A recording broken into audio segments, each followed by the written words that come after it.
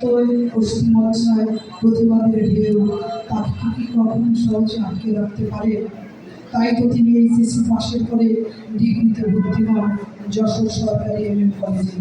সেখান থেকে ডিগ্রি পাশ করে আইন পেশায় যুক্ত হওয়ার জন্য তিনি ভর্তি হলেন যশোর মশিউর রহমান মহাবিদ্যালয়ে আইন ভবন। সেখান থেকে এলএলবি পাশ করে যে কোনো অবস্থায় ডাকলে সময় মানে না, নিজের গৌরবকে ছুড়ে ফেলে দিয়েছিলেন আগে যশোর মিউনিসিপ্যালিটিকে নির্বাচিত আমাদের প্রাণের মানুষ এই যশোরের একজন বিশেষ জন সবসময় নিজেকে খুবই ছোট করে রাখতে চান। আমাদের কাছে অনেক বড় মানুষ, আকাশ একজন মানুষ, মানবতার মানুষের টাকা আমাদের ডাক্তার আবুল কালাম আজাদ সাধারণ সম্পাদক যশোর, তার পাশে আছে আমি প্রায় আমার ছেলেদেরকে আমার ভাইদেরকে বলি যে এই বৃদ্ধ লোকগুলো আরো একটু বেঁচে থাকার দরকার।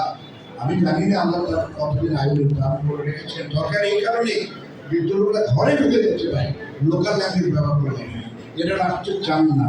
আমাদের ওই জ্বলন্ত আঁকা মানে চুলাতে আপনি আগুন জ্বালিয়েছেন, একটা লাকড়ির ফুচাতে আমাকে শিখাতে হয় না, তখন আগুনটা ধরাও করে চলবে। এরকম লোক আমাদের তিনি পাশে আছে আমাদের এমন একজন মানুষ আজকের অনুষ্ঠানের উনি প্রধান অতিথি